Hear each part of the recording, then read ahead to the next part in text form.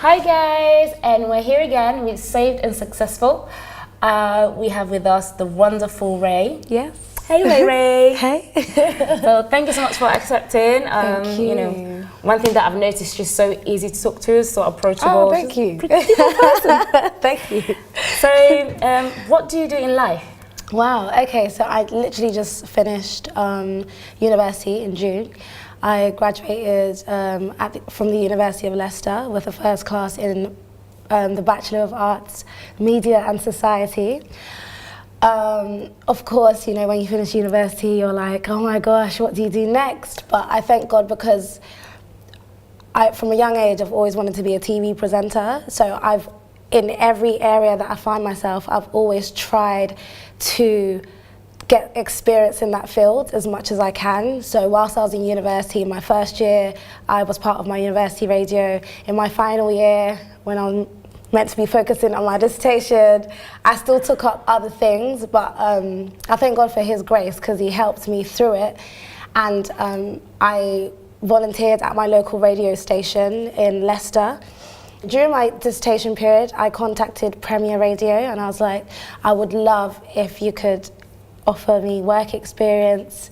I'd already built a relationship with them beforehand because of music purposes, but they were like, yes, you know, you can come in for work experience. I was quite happy about that. So in June, I was with them for a month, and then kind of following through with that, I've just built a relationship with them to the point where they call me to do certain things. So right now, I've just got a part-time role with them.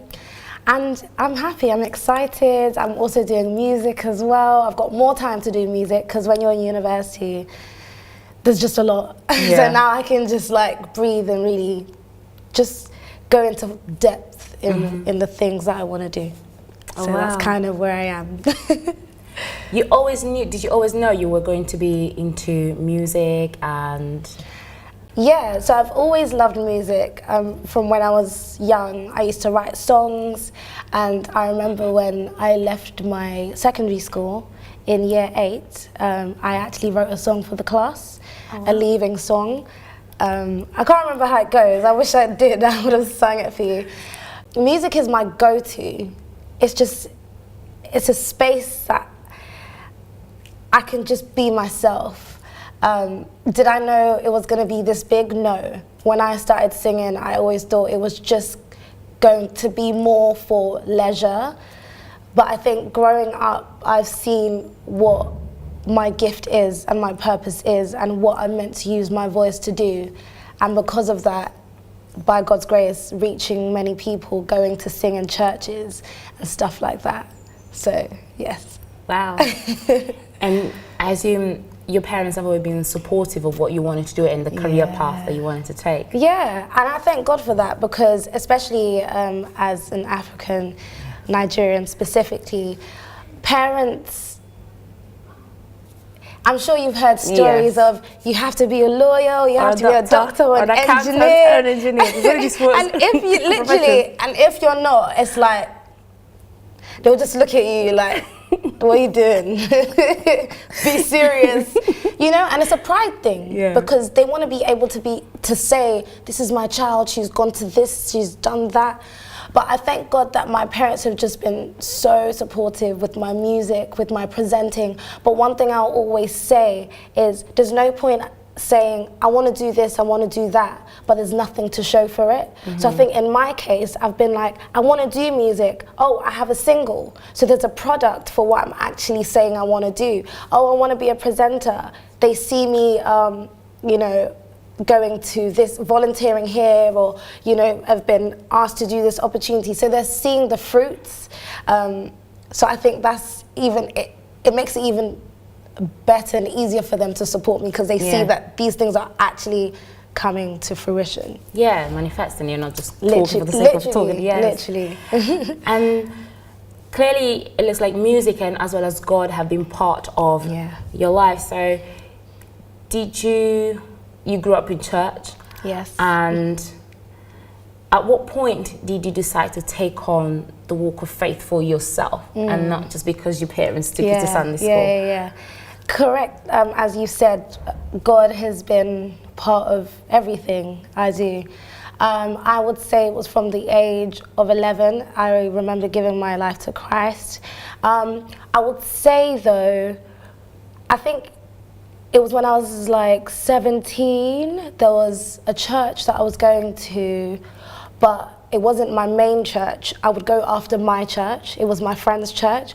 And for me, I just saw these young people so vibrant and so on fire for God. And I think during that time, during that period for me was like, wow, I want to be a part, like I want to do this. So I think for me, sometimes you get so comfortable in your faith and you feel like it becomes like a tick box thing, like, yeah, I'm fine, I'm doing good, like, I'm praying, but it says work out your salvation with fear and trembling, and it's a thing where you can't be mediocre.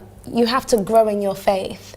So I think with them, I saw them, you know, they'll discuss the Bible in depth, and I think that excited me to really want to know about just more about God.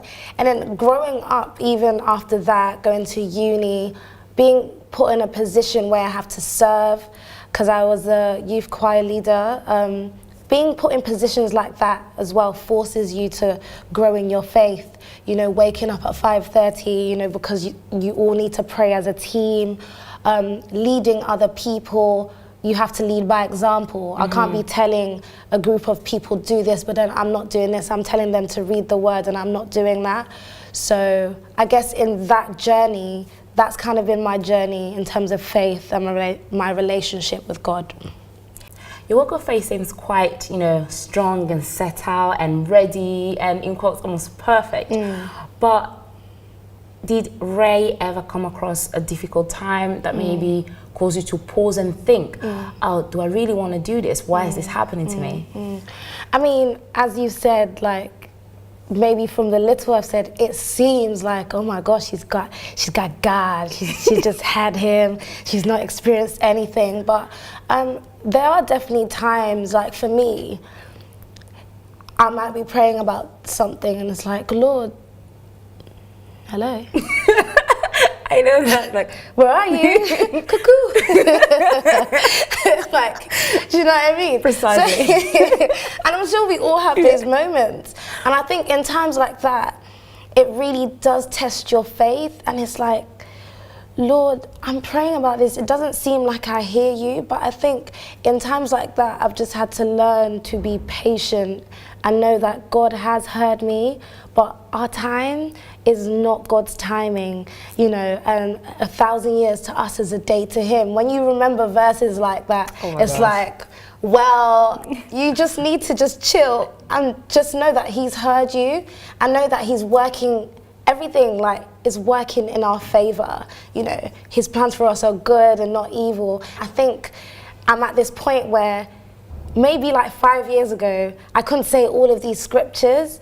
I knew them, but to actually have it and hide it in my heart kind of a thing, I'm doing it more now. And that's why it's so easy in a conversation to just say, oh, God has good plans for me, because not only do I read it, but I've taken it on and I've just held it like, Lord, this is what you've said and I believe this is what you've said.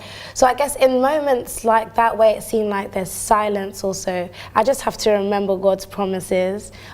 You start to want to question, but who are we to question him? Again, our ways are not his ways, so we can't question him. Yeah. Patience is a virtue. Human beings, we're not very good with patience. We're not, because we live in a society where everything is just so quick, microwave, like people don't even want to really grind and work hard. Like people overnight just want it quick. Even the underground, I'm a victim of it. We're all walking so fast. Sometimes I need to be like, you need to, where are you rushing to? Slow down. And in terms of your music, how was it? Because I know you released a single last year. Yes. How was the process towards that achievement, that dream? Wow. Do you know what? Last year when I released my single, it's not even like I planned to. It's not even like I wrote it down like, you know, at the beginning of the year, I'm gonna release a song. It was more like, I have a lot of songs in the bank. And then a friend of mine was like, hold on, like, you need to start using these songs, maybe record something. So I picked the song from my bank, which is my song called So Good. And I just end up in the studio, and the producer that produced my song, I happened to have met him at a ministration that I did. So then I didn't feel too uncomfortable because I had already seen him beforehand.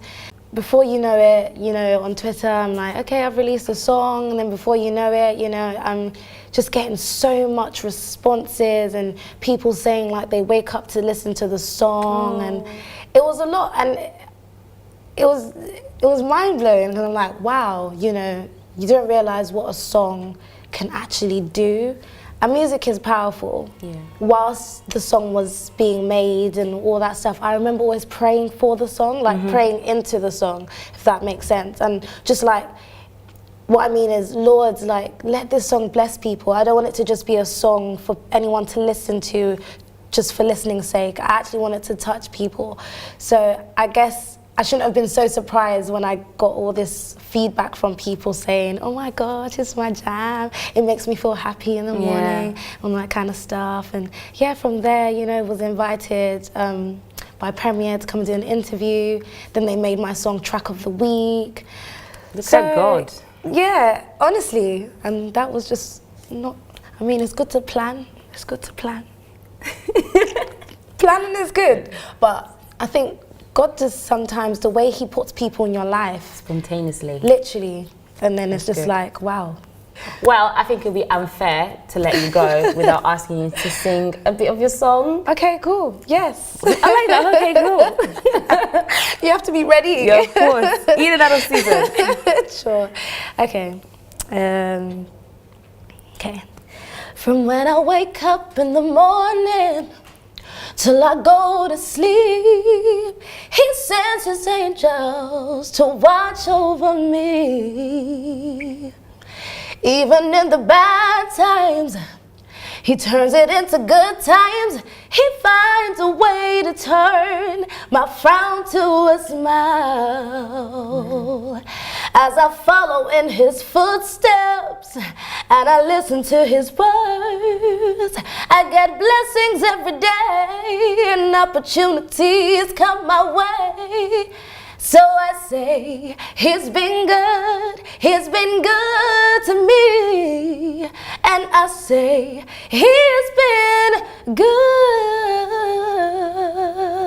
So let me tell you, let me tell you, let me tell you, let me tell you, let me tell you, let me tell you about the God that I serve.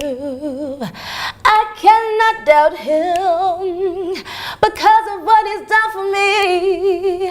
He keeps me alive, yeah. He shows me his love. He's been good to me. He's been good, yeah, yeah.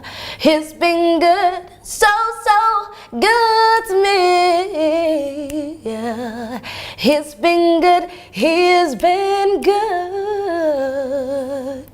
Amen. God has been good indeed. Oh, thank you so much for blessing us with that, Ray. Thank you.